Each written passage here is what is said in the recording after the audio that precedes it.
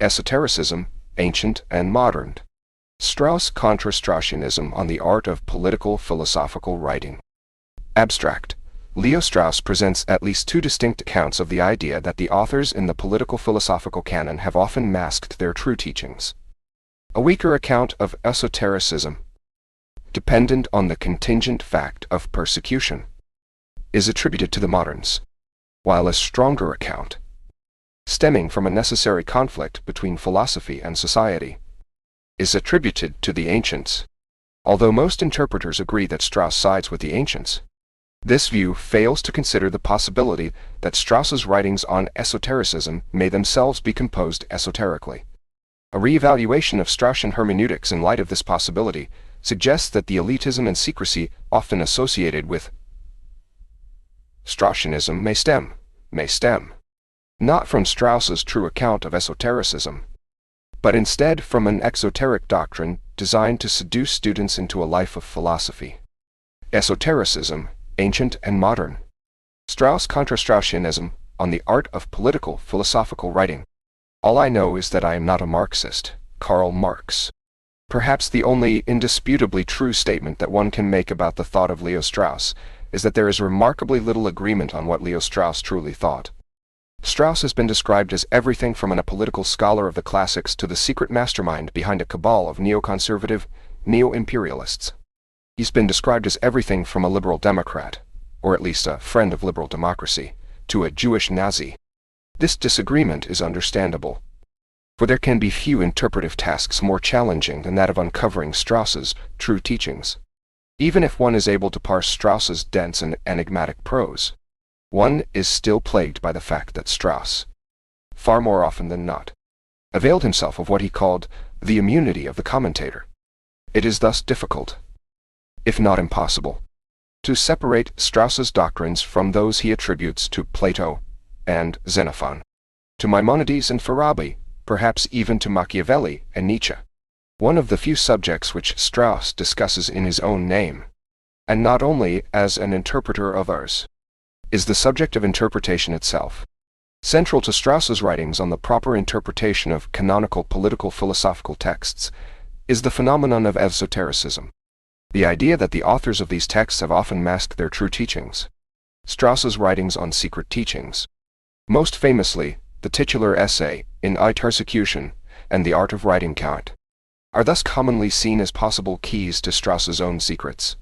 Those who seize on these writings, however, usually fail to consider the possibility that the Straussian doctrine of esotericism, as it is most commonly understood, the ancient doctrine that esoteric writing is the only wise response to a necessary and eternal conflict between philosophy and society, may itself merely be exoteric.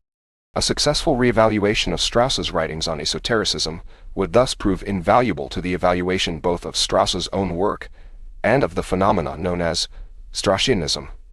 My own attempt at such a reevaluation will suggest that the ancient, inegalitarian account of esotericism, most often associated with Straussianism, may indeed not be Strauss's true account, but instead an exoteric doctrine designed to seduce students into a life of philosophy.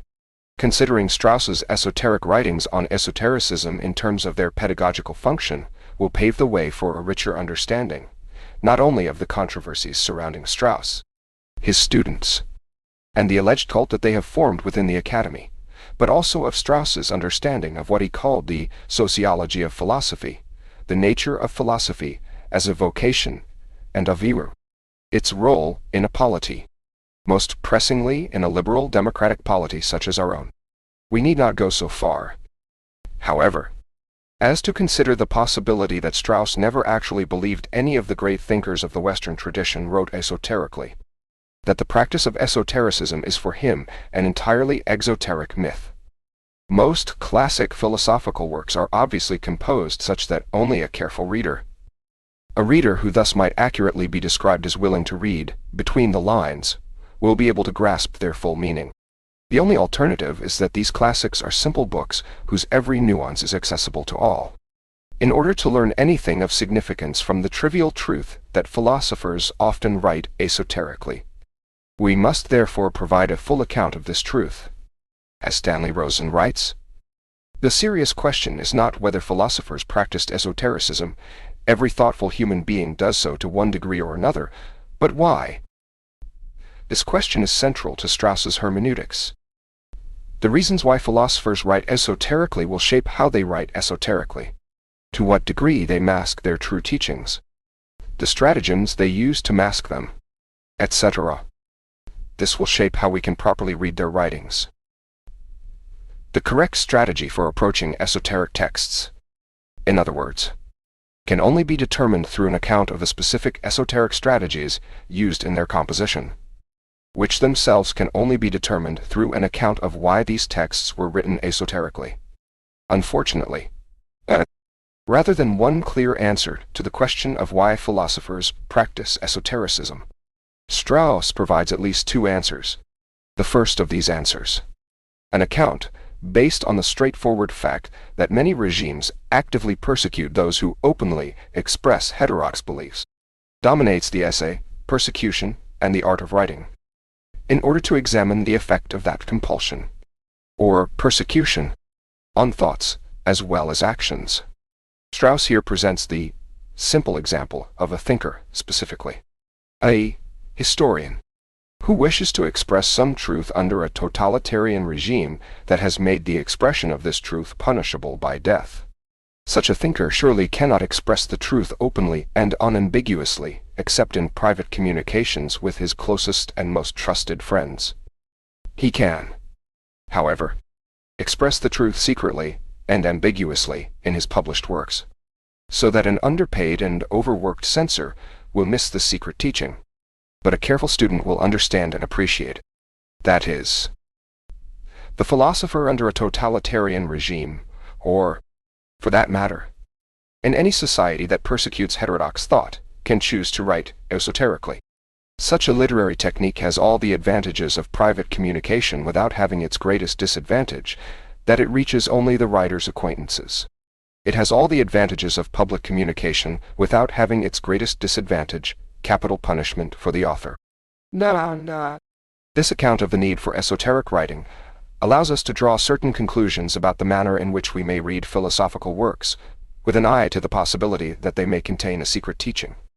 For one thing, according to Strauss, it allows us to form a certain rule about when we may justifiably dismiss a work's obvious teaching as merely exoteric, and turn instead to finding an esoteric teaching written between the lines. If it is true that there is a necessary correlation between persecution and writing between the lines, Strauss writes, then there is a necessary negative criterion that the book in question must have been composed in an era of persecution, that is, at a time when some political or other orthodoxy was enforced by law or custom. Nowhere, however, has Strauss actually established a necessary correlation between persecution and writing between the lines. He has shown that persecution is a sufficient, but not a necessary, reason for the practice of esotericism, and there may still be other phenomena that also lead to this practice. Strauss himself presents such a possibility with a second account of the need for esotericism, an account which appears towards the end of the essay, Persecution and the Art of Writing, and which dominates Strauss's other writings on the subject, rather than the contingent fact of persecution. This account relies on what is posited as an unchanging truth about the natures of political and philosophical life. As Strauss writes at the beginning of the essay, on a forgotten kind of writing, in studying certain earlier thinkers, I became aware of this way of conceiving the relation between the quest for truth, philosophy or science, and society, philosophy or science. The highest activity of man is the attempt to replace opinion about all things by knowledge of all things. But opinion is the element of society.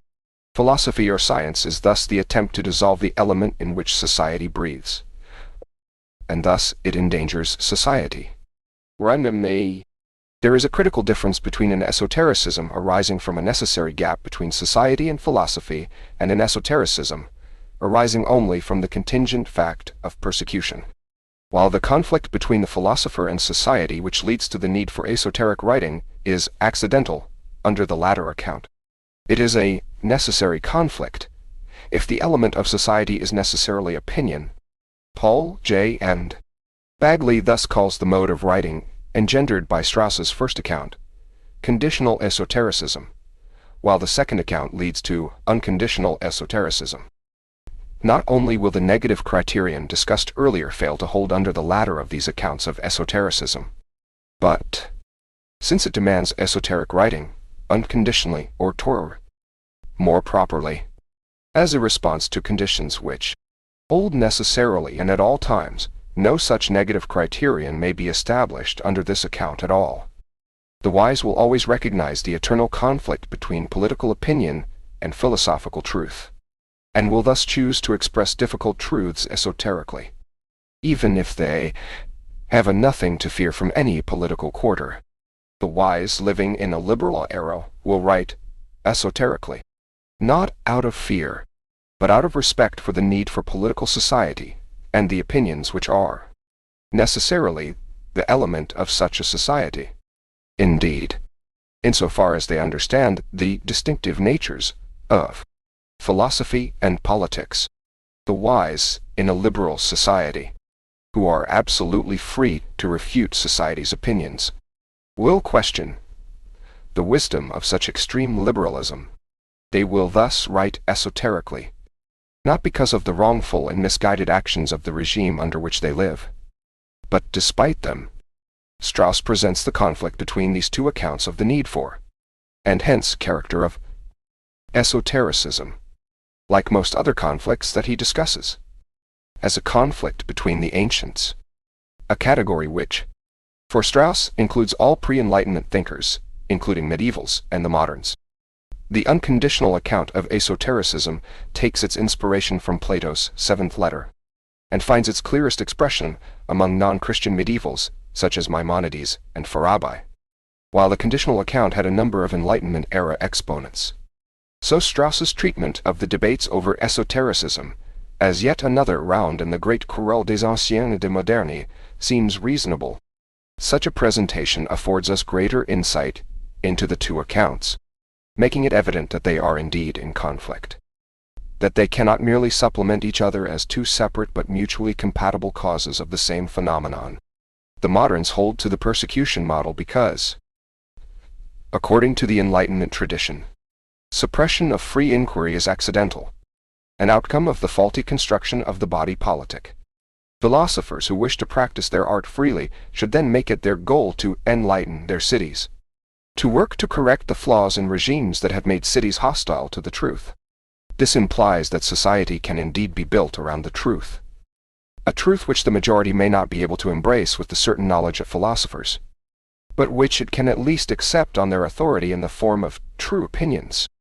Esotericism can be a powerful tool for creating such a truth-based society, for it will undermine the false doctrines of the day, while, nonetheless, allowing the philosopher to live to see tomorrow. This will be an esotericism of a particular kind. However, a particularly weak esotericism. The moderns have almost invariably concealed their views only far enough to protect themselves as well as possible from persecution. Had they been more subtle than that, they would have defeated their purpose, which was to enlighten an ever-increasing number of people who were not potential philosophers. Strauss's ancients, on the other hand, understood the reasons for esotericism to be necessary and virtually eternal. The conflict between philosophy and politics is a result of an essential gulf separating the wise and the vulgar, a basic fact of human nature which could not be influenced by any progress of popular education. A society for the mass of humanity cannot be built on the truth because the mass of humanity will reject the truth. Nor is their rejection unreasonable, for the truth will invariably be harmful, except for a select few, the philosophers and the potential philosophers. Esotericism is thus the means for communicating truths dangerous to the multitude within the philosophical community. A community of unacquainted individuals living in different places and at different times, but united through their secret communication. This stronger esotericism will produce texts far more inscrutable than esoteric texts in the modern mode, rather than a tool for the enlightenment of all. Esotericism here serves as a test. a test for admission into a secret counter-society. A possible Straussian methodology for reading esoteric texts would seem to follow from this distinction. Ancient texts may be read as strongly esoteric works, while modern texts may be read as weakly esoteric works when written under a non-liberal regime, and must not be read between the lines at all when written under a liberal regime. The problem with such a methodology is that it assumes philosophers are captive to the ideas of their time and place, the very sort of historicist thinking which Strauss, at least exoterically, opposes so adamantly in so many of his writings.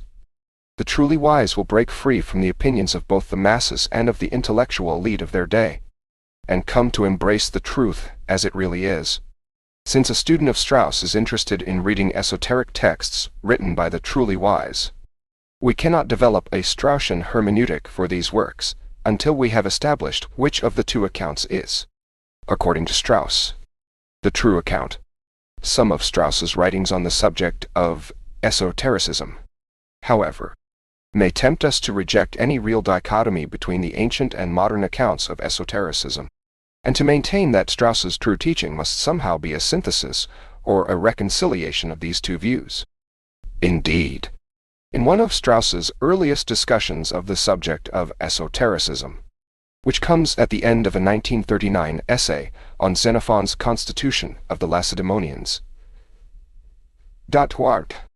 there is as yet no distinction between ancient and modern accounts of esotericism. Having witnessed the execution of their friend Socrates, Xenophon and Plato were well aware, as were Herodotus and Thucydides before them, that philosophical impiety was at their time subject to persecution.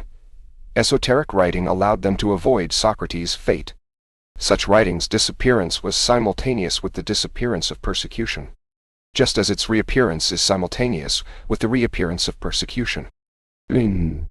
Yet Strauss insists that it would betray too low a view of the philosophic writers of the past if one assumed they concealed their thoughts merely for fear of persecution. Instead, they also kept their true teachings hidden out, of the conviction that the truth is forever unsuited for the vulgar. Under this account, esoteric writing is a necessity recognized in all epochs in which philosophy was understood in its full and challenging meaning. In all epochs, that is, in which wisdom was not separated from moderation. The disappearance of esoteric writing is now observed to have occurred, not only with the disappearance of persecution, but also to have almost coincided with the victory of higher criticism and of systems of philosophy which claimed to be sincere, but which certainly lacked moderation. Now, rather than a harmonization of the ancient and modern accounts of esotericism, however, this early discussion of the subject by Strauss is rather clearly a presentation of the ancient account. There is nothing in the ancient account of the phenomenon which precludes the possibility of esotericism designed to avoid persecution. Strauss reports that Farabi, one of the great exponents of esotericism in the strong, one day, ancient mode, acknowledges that persecution is indeed a sufficient reason for practicing esotericism, albeit the most obvious and crudest reason for doing so, as long as it is recognized that there are also reasons for practicing esotericism grounded in a permanent gap between philosophy and society, reasons which hold even when persecution ends. An account of esotericism qualifies as unconditional. It is thus clear that the two accounts of esotericism can never really be reconciled. Either there are necessaries sufficient for this practice grounded in the unchanging natures of society and philosophy, or there are not. And the mere mention of persecution does not render an account of esotericism conditional or modern, if these eternal reasons are acknowledged as binding.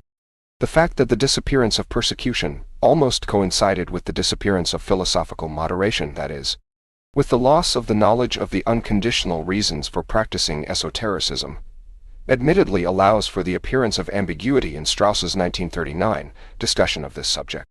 Nonetheless, there is no doubt that Xenophon's esotericism was primarily motivated by consideration of the natures of society and philosophy. The contingent fact of persecution can be said to have left his choice overdetermined, but its absence would not have altered his esotericism. This should come as no surprise from an ancient author. But what is striking here is that Strauss is not merely providing the ancient account of esotericism in his role as an interpreter of Xenophon, but also appears to be endorsing this ancient doctrine in his own name, holding it to follow necessarily from a full understanding of philosophy and the practice of the virtue of moderation. While those, such as Shady Drury, who wish to attribute the ancient account of esotericism to Strauss have seized on Strauss's 1939 essay as the text in which he most clearly states the doctrine that esotericism is not just an attempt to escape persecution, but a duty, because the vulgar are unfit for the truth. Similar, if somewhat more ambiguous, statements which appear to endorse the ancient account of esotericism are to be found scattered throughout Strauss's writings on the subject. Indeed, if Straussianism is understood as a largely uncritical return to ancient political philosophy, it would follow that Strauss would side with the ancients on the subject of esotericism, as he would on all other such matters. The view of Strauss as advocating the ancient account of esotericism over the modern may thus be accurately described as the conventional interpretation of his doctrine on esotericism. Indeed, both the exponents and the opponents of Straussian esotericism have tended to identify this practice with ancient, unconditional esotericism, rather than with the modern, conditional esotericism, which Strauss also describes. It is critical to note, however, that under both the ancient and the modern account of esotericism, Strauss himself ought to be writing esoterically. The ancient account, of course, would make esotericism as much an intelligible necessity for Strauss in his day as it was for Plato or Maimonides in theirs, even under the modern model. However, the political conditions of the United States in the mid-20th century were not so free as to allow for a complete abandonment of esoteric modes of expression. The persecution that is the precondition for esoteric writing under this account covers a wide variety of phenomena, ranging from the most cruel type, as exemplified by the Spanish Inquisition, to the mildest, which is social ostracism. It is for this reason that, under the modern model, esoteric writing may be needed even in comparatively liberal periods, even in times and places with such hallmarks of liberalism as complete religious freedom. But, for religious persecution and persecution of free inquiry are not identical. Recall also that this persecution may be the result of either law or custom. Social ostracism may thus be the fate of those who openly and publicly express heterodox views, even in nations where an absolute right to freedom of speech is guaranteed by law.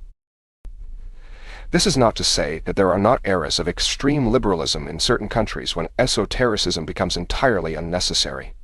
When pressed for examples of such societies, in which men can attack in writings accessible to all both the established social or political order and the beliefs on which it is based, however, Strauss offers the Third Republic in France and post-Bismarckian Wilhelmian Germany. He notably excludes the United States of the 20th century. This exclusion is eminently sensible in light of the historical circumstances. The essay, Persecution and the Art of Writing was, after all, the work of a German Jewish refugee first published less than a month before the United States entered World War I. Even the most just war is a time of censorship and the devaluation of free expression, albeit as a necessary sacrifice to protect freedom itself from grave dangers, dangers that Strauss himself alludes to in the opening lines of his essay. Even after the war, however, freedom of expression was far from fully actualized in the American Republic. On A Forgotten Kind of Writing, first published in 1954, Strauss praises a man who understands that there are contemporary dangers to intellectual freedom, caused not only by men like Senator McCarthy, but by the absurd dogmatism of certain academic, liberals or scientific social scientists as well, while the esotericism required under the modern model by such mild persecution might not be especially strong. It is esotericism nonetheless, though we are as yet unsure whether to apply the modern or the ancient model to Strauss's own use of esotericism. We can thus be certain that, to one degree or another, his works are indeed esoterically written. This is far from an original discovery. Many of the most insightful commentators on Strauss in recent years among both Strauss's admirers and his critics, have begun from the premise that Strauss's works mask a hidden teaching. Indeed, Strauss is today often remembered not merely as a political philosopher in the sense of a theorist of political things, but also as a politic philosopher, a philosopher who was a master of the art of esoteric speech and writing. It is thus no surprise that a careful commentator would begin by observing that for Strauss the philosophical practice of esotericism is the essence of political philosophy. As Strauss observed, it was for Farabi. Most such commentators adhere to the conventional view that Strauss is an adherent to the ancient account of esotericism, and thus that he must be writing in a strongly esoteric manner. The Strauss that emerges from such an analysis is often a sort of secret Nietzsche, an immoralist and inegalitarian for whom the Platonic philosopher king is an exoteric stand-in for the overman, and the return to ancient natural right, a stand-in for the will to power. The one critical difference between Strauss and Nietzsche, however, is that while Nietzsche screamed out his terrible truths in bold German prose, Strauss hid his away amid drawn-out scholarly exegesis on the traditional canon. In other words, Strauss is held to be esotericist in the ancient mold, while Nietzsche holds the modern view. Was living in Wilhelmian Germany, and under no great threat of persecution, Nietzsche saw no need to practice esotericism. Lawrence Lampert thus attacks Strauss in Nietzsche's name, insisting that Strauss shows an insufferable lack of boldness on behalf of philosophy at a decisive moment in its history. The more liberal Shadia Drury also criticizes Strauss for adhering to the ancient mode of esotericism, not for the lack of boldness it shows, but for the extreme inegalitarianism it presupposes. Inegalitarianism, in some ways more profound than even Nietzsche's. Drury sees this account of esotericism to imply that the gap between the vulgar and the wise is so great that there is one rule for citizens and another rule for the wise and powerful. We must reject Strauss, because in embracing the ancient account of esotericism, he rejects the validity of a single morality for all of humanity. Of course, Strauss foresaw that most of his modern readers would be morally outraged by his teachings on esotericism, especially if these teachings are understood as advocating the ancient, stronger version of esotericism. Every decent modern reader, he wrote, is bound to be shocked by the mere suggestion that a great man may have deliberately deceived the large majority of his readers. Such is Drury's shock, and while Nietzscheans such as Lampert may be less decent than Drury, they still can find sufficient cause to object to Strauss's supposed ancient esotericism. The majority of Strauss's commentators, however, regardless of whether they are admirers or critics, fail to follow their line of argument to its logical conclusion. If Strauss's teaching on all other matters is merely exoterically Platonic or ancient, while esoterically Nietzschean or modern, we must also consider the possibility that his teaching on esotericism itself is merely exoterically ancient while esoterically modern. No teaching of Strauss's deserves to be exempted from critical scrutiny. Upon such scrutiny, any one of these teachings, even Strauss's teaching on esotericism itself, may reveal itself to be an exoteric mask hiding a deeper, esoteric truth.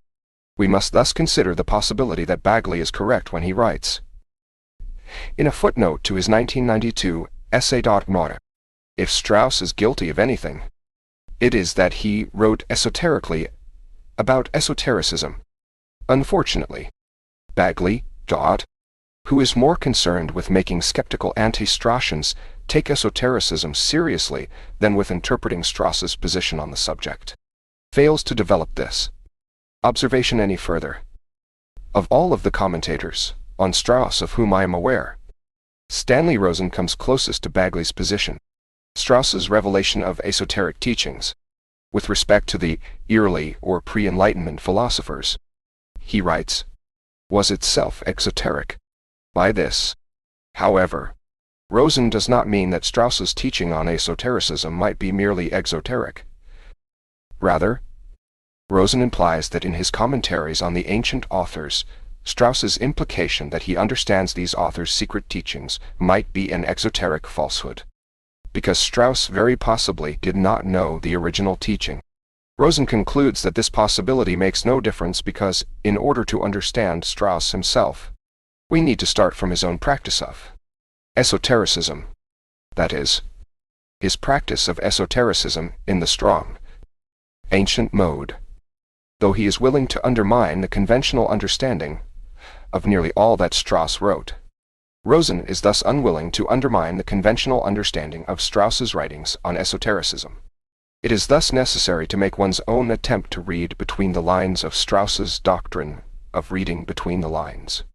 A good way to start might be by applying Strauss's methodology for reading esoteric texts to Strauss's own writings on esotericism. Yet practicing Straussian hermeneutics is always fraught with difficulties. For Strauss, as Paul Cantor has noted, interpretation cannot hope to proceed according to universal and unequivocal rules, which will always yield unambiguous and unassailable results. One can offer principles of interpretation, but not rules, unless one means rules in the sense of rules of thumb. It is for this reason that Strauss granted his detractors their argument that the method of reading which I suggest can never lead to absolute certainty. Strauss, however, then asks rhetorically, do the alternative methods of reading lead to absolute certainty? Yet, if applying this method to any esoteric text is a difficult task with uncertain results, then applying them to Strauss's own esoteric text on esotericism will be doubly difficult, and yield results twice as uncertain. One of Strauss's rules of thumb for interpreting esoteric texts, Cantor writes, is to pay close attention to what goes on at or near the middle of a work, and to discount what is said at the beginning or the end. This rule of thumb is little help to us here. However, persecution and the art of writing may begin with the modern model, but it introduces the ancient model not in the middle section of the essay, which is devoted to the nature of reading between the lines, a discussion presumably valid under both models but in the final section. Other essays, such as On a Forgotten Kind of Writing, are devoted entirely to the ancient model, beginning, middle, and end. Strauss also insists that, in reading an esoteric text, one pay special attention to conditional and qualified language. Cannot miracles be wrought by such little words as almost, perhaps, and seemingly? He asks. May not a statement assume a different shade of meaning by being cast in the form of a conditional sentence? And is it not possible to hide the conditional nature of such a sentence by turning it into a very long sentence? Sure enough, conditionals are to be found throughout Strauss's discussions of ancient, unconditional esotericism, especially when Strauss presents the eternal conflict between the philosopher and the city. There is a necessary conflict between philosophy and politics if the element of society necessarily is opinion. Strauss writes on one occasion, might this suggest that, despite the conventional view to the contrary, Strauss may indeed be an advocate of the modern view of esotericism? Perhaps. But his discussion of the modern view in Persecution and the Art of Writing is also filled with conditional and qualified sentences. When introducing the negative criterion discussed earlier, recall that Strauss said such a criterion holds only if it is true that there is a necessary correlation between persecution and writing between the lines. We surely cannot exclude from our analysis the most infamous of Strauss's rules of thumb for reading between the lines. Secrecy is to a certain extent identical with rarity. Strauss reasons in his essay on Maimonides' esoteric techniques. What all people say all the time is the opposite of a secret. We may therefore establish the rule that of two contradictory statements in the I Guide, or in any other work of Maimonides, that statement which occurs least frequently, or even which occurs only once, was considered by him to be true. Again, this principle of interpretation is of little use in our situation, for while the modern model is discussed with great frequency in Persecution and the Art of Writing, the ancient model is discussed more frequently in Strauss's other writings on esotericism. One should also note that it is the ancient model that is presented most frequently in Strauss's commentaries. But this can be explained as a result of the fact that Strauss's commentaries are most often on pre-modern thinkers who advocated the unconditional model of esotericism.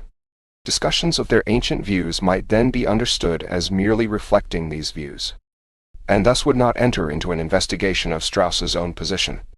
On the other hand, this conclusion may be inappropriate when considering an esoterically written commentary. Farabi, after all, avails himself of the specific immunity of the commentator or of the historian in order to speak his mind concerning grave matters in his historical works, rather than in the works in which he speaks in his own name. So are we then to conclude that, since Strauss most often defends the ancient account of esotericism in his commentaries, while defending the modern account in his own name, the ancient account is his true account? Or are we to conclude that, since both his commentaries and the works in his own name are to be treated as containing Strauss's true teachings, the ancient account is the more frequently defended account, while the modern account is less frequently defended, and thus that the modern account is Strauss's true account? There is, quite simply, no way to tell. Even more troublingly, it may have been a mistake to turn to Strauss's interpretive methodology in the first place. Well, for we must be open to the possibility that this methodology is itself exoteric, or at least an inappropriate tool for uncovering Strauss's true teaching on esotericism. Indeed, it seems that most of these rules of thumb for reading between the lines were developed by Strauss for reading pre-Enlightenment works written in the strong, ancient esoteric manner. While these techniques may perhaps be valid for the reading of such works, to apply them to Strauss means to assume that he too wrote in the ancient esoteric manner, and thus that he was a believer in the unconditional account of esotericism. That is, in our attempt to call the conventional understanding of Strauss's teaching on esotericism into question, we have been perversely assuming the validity of that very interpretation. We are caught in a double bind, for any possibly valid reading of a text by Strauss must legitimate its interpretive principles in the thought of Strauss himself. To do otherwise is to assume that the interpreter can understand Strauss better than he understood himself, the telltale hubris of a historicist. As soon as one attempts to ground one's interpretive principles in some particular statement by Strauss, however, one is groundlessly assuming that this statement reflects Strauss's true beliefs, that it is not just another noble lie. This problem becomes all the more acute when the Straussian texts one is attempting to interpret are the very same texts in which one is attempting to ground one's allegedly Straussian interpretive principles. That is, those texts on the reading of esoterically written texts. Yet if any text of Strauss's is an unreliable hermeneutic guide because its teachings might be merely exoteric, perhaps we can turn, not to Strauss's words, but to his deeds. Presenting exoteric falsehoods in their speeches and writings in order to hide dangerous truths can only be of benefit to philosophers.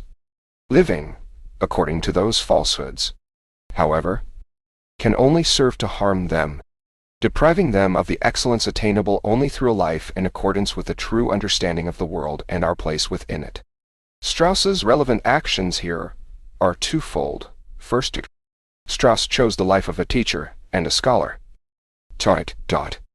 As a scholar, Strauss built his reputation, not only through the insight of his commentaries and the loyalty of his students, but as the rediscoverer of a forgotten kind of writing, by writing on the subject of esotericism, a subject that had been neglected for centuries, as well as by interpreting the classics of political philosophy in light of their esoteric nature.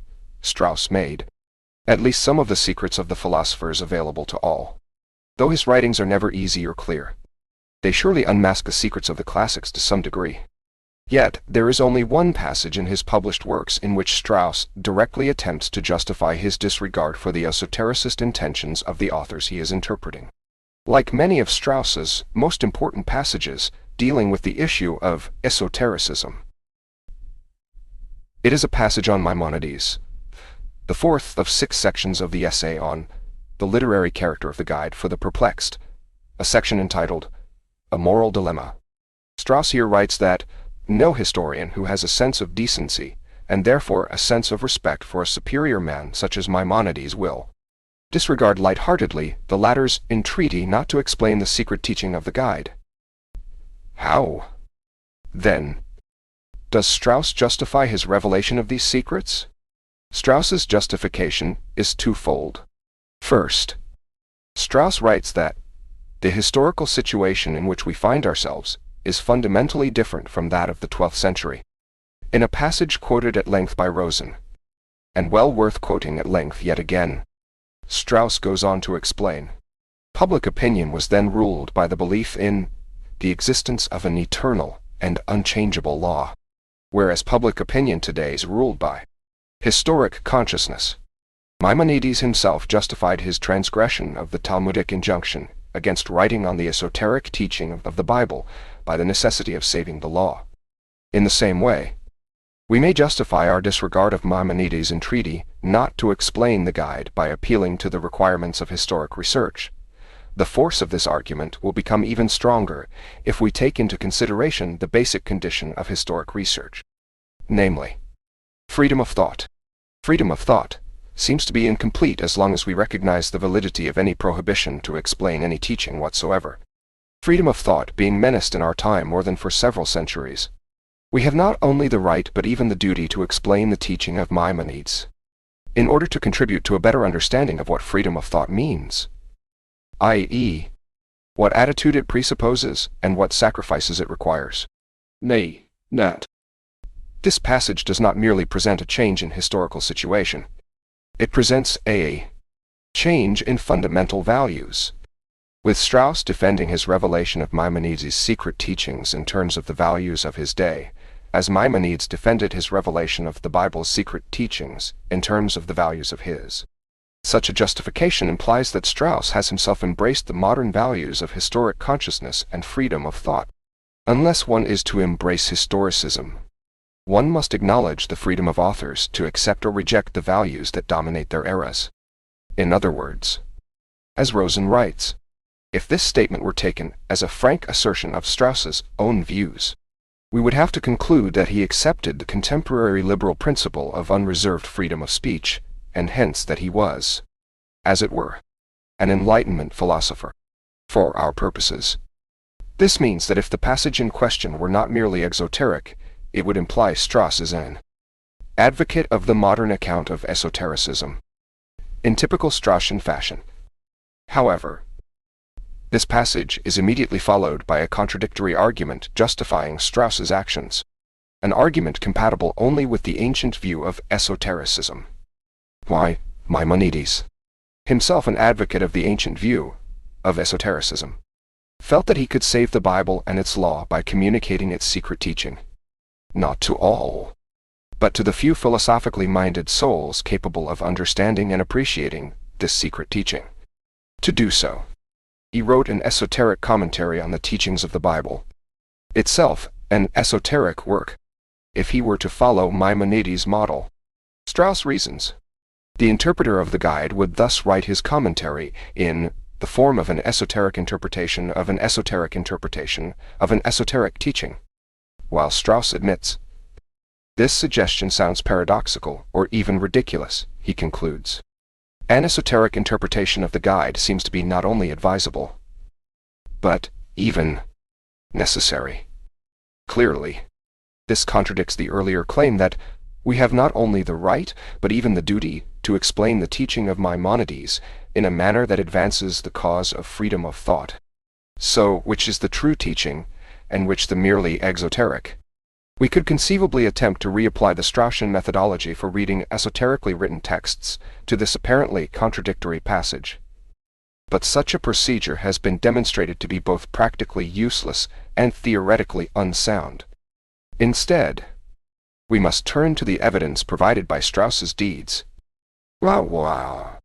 Did Strauss reveal the secret teaching of the guide in a manner so as to advance the cause of freedom of thought for all? Or did he only esoterically hint at this teaching in a manner of benefit only to the philosophical few? In fact, Strauss did neither of these things, as Rosen correctly points out. Despite Strauss's extensive discussions in various places of Maimonides' intentions and methods, he never did reveal the secret par excellence of the guide. Rosen would like to attribute this either to the fact that Strauss's claim to know Maimonides' secret teaching was a merely exoteric claim, or that Maimonides himself falsely claimed to be masking a secret teaching within the guide. Nonetheless, Rosen acknowledges the possibility that he has simply been unable to find the secret because Strauss has hidden it so well. In this case, Strauss could hardly be practicing either the concealment or the revelation characteristic of the Enlightenment. With it understood by Rosen, that Strauss would then be practicing the ancient form of esotericism. What Rosen fails to consider, however, is that Strauss's treatment of Maimonides' secrets may represent a break from both the ancient and Enlightenment modes of esotericism. Indeed, rather than revealing Maimonides' secrets to all or hiding them away from all but a very few, Strauss provides his readers with a method for reading Maimonides which, with the proper effort, should yield up any secrets that the rabbi might be hiding. The methodological nature of most of Strauss's work on Maimonides is evident from the very titles of all but his earliest writings on the sage. Titles such as The Literary Character of the Guide, How to Begin to Study the Guide, How to Begin to Study Medieval Philosophy, and so on. The methodology that these essays describe is neither hidden nor obscure, but available to any beginner with sufficient interest and patience to put difficult and demanding techniques of interpretation to work on a classic text, insofar as its presentation is such that Strauss's methodological teaching is accessible to all. It is entirely incompatible with the ancient view of esotericism. Yet insofar as Strauss presents methods which few will be willing to go through the effort of carrying out rather than doctrines which will enlighten all, he is also not acting in a manner consistent with the modern account of the matter. As for Strauss's commentaries on other esoteric writers, while they might not be as uniformly methodological as his commentaries on Maimonides, they all have a similar effect of forcing Strauss's readers to return to the classic text themselves. Nowhere are secrets presented in a manner suitable for acceptance by the masses, for serving as true opinions from which an enlightened society can be built. Instead, the student of Strauss, whoever he or she may be, is compelled to become a student of the philosophical masters that Strauss analyzes, upon returning to the masters after reading Strauss. However, Strauss's students are equipped with a host of new insights and new hermeneutic techniques. Strauss's goal thus seems neither to be for the philosophers to enlighten all of humanity by reshaping society, nor for the philosophers to forever hide their secret teachings from all but a chosen few. Instead, he seems to be inviting anyone who is willing to make the effort to become one of the philosophers. That Strauss's true view on esotericism would not fit neatly into either the ancient or the modern models of the phenomenon was to be expected. While we had good reason to be dubious of the conventional interpretation of Strauss's teaching as identical with the ancient account of esotericism, there are also insurmountable problems with positing Strauss's teaching as identical with the modern Enlightenment account of esotericism. Such a correspondence between Strauss's true account of esotericism and the modern account would mean that all those passages that have convinced most interpreters that Strauss is in fact an advocate of the ancient account would be merely exoteric. Furthermore, this exoteric advocacy of the ancient account of esotericism must be meant in some way to protect Strauss from some form of persecution. Provided again that the modern, conditional account of esotericism is the true account, there can be no reason to write esoterically except to avoid such persecution. Admittedly, if Strauss were indeed the secret Nietzsche many of his interpreters have claimed him to be, it would still follow from this modern esoteric model that he should discuss many of his true philosophical and political beliefs esoterically. After all, as is well known, anything but wholehearted commitment to liberal democracy in its battles with fascism and communism could have disastrous results for a public figure in mid-20th century America. Yet while this may explain Strauss's use of esoteric techniques in his discussions of, for example, ancient natural right, it cannot explain his use of esoteric techniques in his discussions of esotericism. More specifically, it cannot explain why he would want the vulgar reader to believe he was advocating the ancient, stronger account of esotericism rather than the modern, weaker account It would seem that the modern account of esotericism would be more amenable to most mid-20th century Americans than the ancient account, especially to the coterie of academic, liberals, or scientific social scientists who had the power to practice social ostracism within the American academic community. Indeed, it would seem that an exoteric appearance of support for the ancient model of esotericism could lead, as Rosen notes, only to almost unmitigated ridicule, not to say persecution, at least in the English-speaking academy. No. We must thus introduce a new account of esotericism that is compatible with Strauss's deeds, if not always his words. To do so, let us turn to Strauss's most fundamental of real-life decisions, his choice to lead the life of a scholar, teacher, and while, despite his repeated assertions that he is unworthy of the designation, philosopher, this choice of life must mean that, at least for those who are capable of it, the philosophical life is indeed a good life, perhaps even the good life. The second best life may then be one devoted to the study of the work left by these true philosophers, scholarship undertaken in the hope that, with sufficient intellectual struggle, one may someday prove worthy of joining their ranks. Strauss's writings defending this position, his often hyperbolic odes to the philosophical vocation, cannot be entirely exoteric, since such sentiments are reflected in Strauss's deeds as well as his words. We are safe in assuming they reflect at most an exaggeration of his true position on the subject.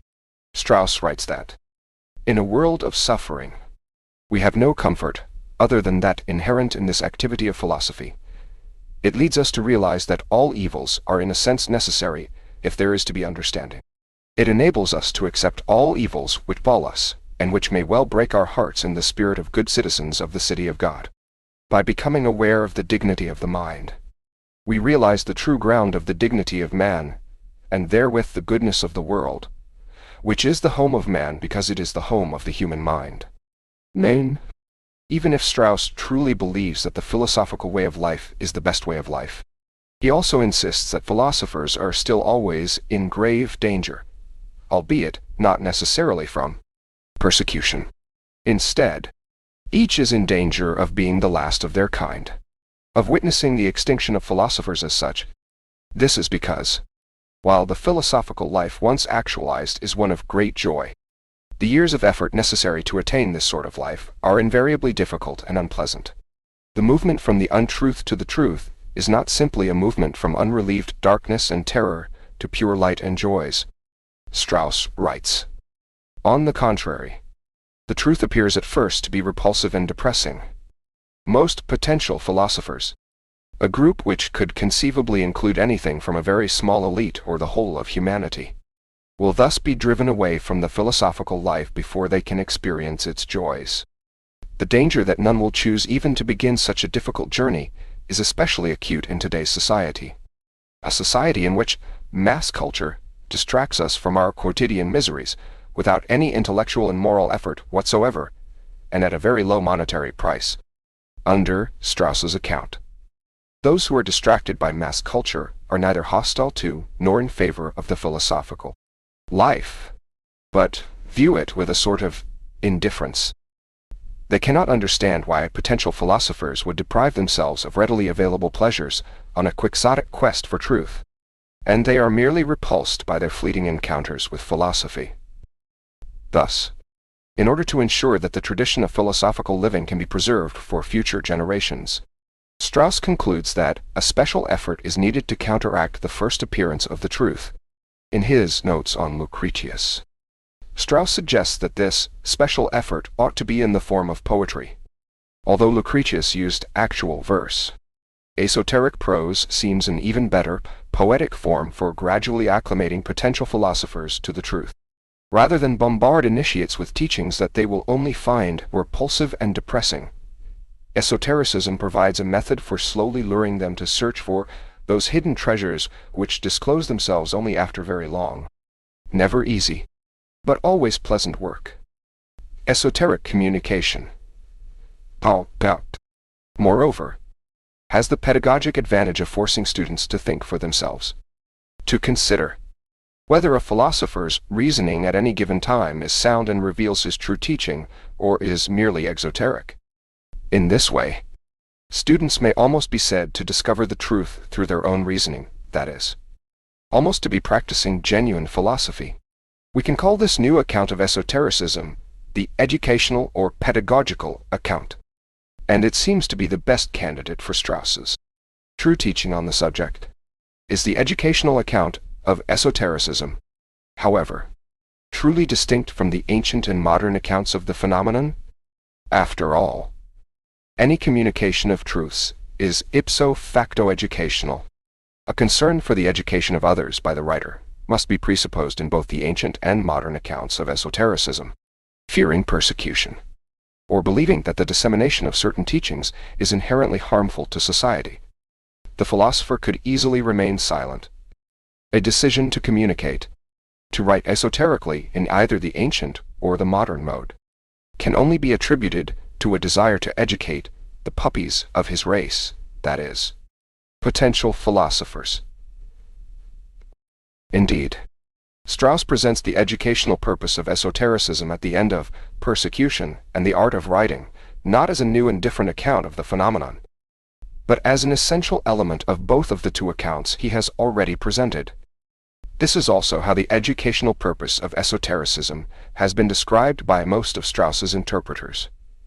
Strauss even characterizes the difference between the ancient and modern forms of esotericism as a difference in the belief as to whom this education ought to be directed, a difference in what is believed about popular education and its limits. According to the ancients, only a very small minority, a tiny elite of potential philosophers, can benefit from an education through esoteric writing. According to the moderns, however, even if not all can become philosophers, all can benefit from a philosophical education. Strauss might plausibly be said to take a middle position between the ancients and the moderns on this question. To be sure, we will never have the resources to offer a full liberal education to all. Strauss insists that we must not expect liberal education can ever become universal education. It will always remain the obligation and the privilege of a minority. Yet Strauss clearly imagines that this minority will extend beyond the even smaller elite of potential philosophers. It also includes a considerable number of non-philosophical gentlemen. And while Strauss would admit that once philosophical education is made available to more than a very tiny few, most of those who receive this education will never move beyond philosophical scholarship to genuine philosophy. Most will never graduate from studying the thought of others to producing original thought of their own. He would still insist that the life of students and scholars who do not themselves qualify as philosophers is both inherently valuable and necessary to maintain the philosophical way of life as a possibility. For others, a broad community of philosophically literate non-philosophers, Strauss would argue, is needed both to preserve the insights of past philosophers and to establish an atmosphere of free inquiry so that new philosophers can be expected to emerge in the future. Yet, while a concern for education may be essential for esoteric writers, both ancient and modern, one would be consistent in rejecting both the ancient and modern models of esotericism, and still writing esoterically out of a concern for education. Those concerned exclusively with the educational uses of esotericism might be willing to adopt exoteric masks which actually lead to greater persecution, thus violating the modern model and greater harm to society and its opinions. Thus violating the ancient model than would result if they openly taught the secrets that they have hidden for purely pedagogical purposes. Indeed, the exoteric masks that educators adopt might actually be less orthodox than the rather commonplace truths that they are masking. Secrets that don't really qualify as secret. It would seem that Strauss's exoteric advocacy of the ancient model of esotericism is exactly such an educational use of the art of esotericism, one which is incompatible with both the modern and the ancient accounts of the phenomenon, appearing to adhere to the ancient. An egalitarian account of esotericism can only serve to draw the wrath of decent liberals, and may even do real harm to our liberal democratic society. But it might be an effective solution to a central problem in philosophical pedagogy. Strauss's problem is straightforward, but immensely difficult. he must lure students away from mass culture and lead them down the long road to the philosophical way of life. He must do so not only out of love for his students, but to ensure that the possibility of a philosophical way of life is available to future generations. Most problematically, he must lure young men and women not only from mass culture as instantiated in popular entertainment, but also from mass culture as instantiated in the fashionable non-philosophy of certain academic, liberals or scientific social scientists. As David Lewis Schaeffer has observed, Strauss's academic competitors could easily recruit followers by espousing partisan, political causes in their classes or by flattering students' prejudices in favor of idealism or compassion. In this way, the academy becomes the servant rather than the critic of unreflective passions. Strauss, too, must appeal to his students' passions in order to recruit them as philosophers. But he must so shape these passions that they will compel the students to do what the passions would otherwise oppose. To begin the long and difficult journey to wisdom, Strauss must thus play the part of the seducer. And exoteric allegiance to the ancient model of esotericism may play a critical role in this process of seduction. First, the possibility of a treasure hunt through the classics of the philosophical canon. The chance to search for secrets where once there were only dry doctrines is, as Lampert says, so entertaining in its intricacies, so intoxicating in its audacity that it can make difficult study of philosophical texts feel like a grand game. Only after the game is over, only after the puppies grow into philosophers, will Strauss's students even consider the possibility that they have been duped, that Strauss's treasure map was exoteric, a ruse designed only to draw them into philosophy. By this time, however, they will have come to experience the happiness of philosophizing, and could only thank Strauss for his benevolent pedagogical deceptions. Second, Strauss's exoteric adoption of the ancient model of esotericism, through its insistence on an unbridgeable divide between the wise and the vulgar, seduces students into a life of philosophy by appealing directly to their vanity, a vice which so often characterizes the young owl. Strauss's students come to believe that, through a combination of their own natural gifts and their great good fortune to be blessed with a true philosopher as a teacher, they can enter the ranks of an ancient philosophical brotherhood. In this way, as Drury writes, Strauss seduces young men into thinking that they belong to a special and privileged class of individuals that transcend ordinary humanity and the rules applicable to other people. Such elitism infuriates liberal egalitarians, thus exposing Strauss and his followers to a great risk of at least some form of persecution, be it ever so mild as social ostracism within the academy. Furthermore, the existence of a class of philosophically inclined, though not yet philosophical, pseudo-supermen cannot serve to benefit our liberal democratic society. In this way, Strauss's exoteric use of the ancient model of esotericism can be justified under neither the ancient nor the modern models of esotericism, but only by the educational model. If anything, Strauss might have been too successful in his use of esotericism for pedagogical purposes. He has regularly been accused of seducing a mass of his students, plus their students and their students in turn, not into adopting the philosophical way of life, or even a life of legitimate philosophical scholarship, but into adopting something known as Straussianism, a quasi-religious faith in which Strauss's followers believe less as students than as disciples. The Straussian cult is seen as embracing Strauss's teachings in the manner in which the masses accept the philosophical truth under the modern model of esotericism, not as knowledge, but as true opinion accepted on authority. It is ironic, Drury writes, that the young men who love to think and who are destined to become the heirs of Strauss are characterized by their willingness to accept Strauss's authority without question. What Drury fails to consider is the possibility that Strauss may have agreed with her assessment that the creation of such a cult is an evil, albeit an evil necessary for the preservation of the philosophical way of life, as his puppies grow into full-fledged philosophers. It would be Strauss's hope that they abandon the dogmatism of their youth, a dogmatism that was necessary only in the early stages of their philosophical education. If many of them do not, and remain forever mired in a cultish Straussianism, then the flourishing of this cult must be understood as a negative externality from the production of non-dogmatic scholars and, in certain fortunate instances, genuine philosophers. In light of such a possibility, it seems that Strauss may have intended that his zetetic teachings be so ironically dogmatized, that he may have used the phenomenon of dogmatic Straussianism for his own pedagogical purposes. Perhaps a better metaphor for the phenomenon of Straussianism than that of a faith or a cult is thus that of Freemasonry. In Lessing's dialogue, Ernst and Falk discussed in Strauss's posthumously published essay on exoteric teaching, the practitioner of esotericism is identified with the member of such a fraternity. A Freemason is defined, in Strauss's paraphrase, as a man who must know truths which ought better be concealed, if they believe that they are the philosophical elect of the ancient model of esotericism. Straussians are in this sense Freemasons.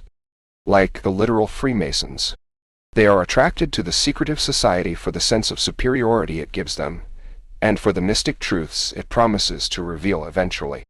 Yet it is often the case with Freemasonry that, unlike the lesser Masons, the Master Mason knows that Freemasons are in no way superior to others, and that there are no mystic truths to be revealed. He understands that the brotherhood exists solely for the sake of fostering an international community devoted to virtue, but understands that such an international community holds little attraction in itself. The secrecy and rituals that give initiates a sense of superiority, as well as a hope to learn some mystic truth, are a necessary means of recruiting members for the club, a club which itself exists only as a means of actualizing higher goods. Strauss may have been a master mason of this type, the leader of a fraternity whose true purpose was hidden by an exoteric mask of secrecy and superiority. If we accept that his apparent advocacy of alternately the modern and then the ancient accounts of esotericism is merely exoteric, and that Strauss's true belief is that the primary purpose of esotericism is educational, such Freemasonry would be one of the most powerful pedagogical tools at his disposal, as the anti-Masons of the 19th century argued so vehemently. However, it is inherently dangerous to a democratic polity to have elitist secret societies wielding any considerable degree of social or political power, even when this power is allegedly wielded only for the most enlightened of ends. And although the most extreme allegations about the political power of the Straussian cult are best dismissed along with all other such conspiracy theories, the very existence of Freemasonic Straussianism raises legitimate moral and political concerns. To be sure, if Strauss's hyperbolic praise of philosophy is to be taken literally, if philosophy is indeed the only thing of value in the world, then the possibility of this way of life must be preserved by any means necessary. This would suggest a roughly Nietzschean picture of ethics and politics, one in which all human individuals and institutions are to be used as mere means for the production of humanity's highest specimens, the few creative individuals whose achievements justify existence as a whole. Yet it seems more likely that, while philosophers and their work are of very great value indeed, there are also other values in ethics and politics with which this value must compete. The propagation of the philosophical way of life thus may not be worth the danger posed to our liberal democracy by the persistent power of an elitist Freemasonic order. Indeed, we may wonder whether philosophy might survive perfectly well without the artificial inducements provided by Freemasonic membership. Is the initial appearance of truth actually as ugly as Strauss maintained it to be? Or might gaining knowledge be sufficiently appealing in itself to lure potential philosophers without added artificial inducements? In its insistence that students must be seduced to philosophy, even if this seduction poses real dangers to the polity, the educational model of esotericism lacks the characteristic conservative virtues of the ancient model, the sense of political responsibility which seeks to protect the existing order from the forces which could destroy it. At the same time, it also lacks the characteristic liberal virtues of the modern model, its fundamental egalitarianism and its emphasis on the widespread propagation of truth. To be sure, The educational model need not embrace the natural divide between the philosophers and the multitude assumed by the ancient model, but the natural superiority of a wise elite has here been replaced by the artificial superiority of an educated elite. An elite which has been provided with philosophical training and successfully seduced to a life of scholarship or philosophy, while their fellows have not. Like the hierarchy of Plato's Callipolis. Moreover, this hierarchy depends upon lies of only questionable nobility, lies here directed not to the multitude to justify their subjugation, but to the elite to justify their superiority, rather than telling the masses that they are mere iron. Strauss's exoteric embrace of the ancient model of esotericism leaves his followers believing that they are golden. This myth of natural hierarchy is meant to seduce students to a life spent in the pursuit of truth. But it is legitimate to ask whether in the promotion of such a lifestyle we may justifiably violate the spirit of intellectual honesty central to the practice of philosophy itself. Yet before we are too quick to condemn Strauss's pedagogical practice as unnecessary, morally repugnant, or politically irresponsible, a practice which dishonors the very form of life it is meant to promote, we must remember that this account of esotericism may not actually be Strauss's own. This essay's interpretation of Strauss as writing esoterically on the subject of esotericism for educational purposes must necessarily remain a tentative one. The interpretation of esoteric texts is hardly a precise science resulting in certain knowledge. As Strauss himself observes, reading between the lines will not lead to complete agreement among scholars. But this essay has come to its conclusions without ever accepting that any work of or passage by Strauss necessarily reflects his true teaching, acknowledging the possibility that any doctrine which one might glean from a text by Strauss may be entirely exoteric, including Strauss's teachings on esotericism itself, regardless of whether he would agree with our conclusions. It is difficult to imagine Strauss taking issue with this zetetic method.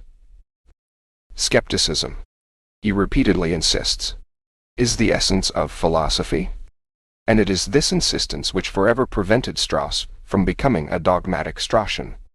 As long as there is no wisdom, but only the quest for wisdom. Strauss writes, "The evidence of all solutions is necessarily smaller than the evidence of the problems. Therefore the philosopher ceases to be a philosopher at the moment at which the subjective certainty of a solution becomes stronger than his awareness of the problematic character of that solution. At that moment the sectarian is born." There are no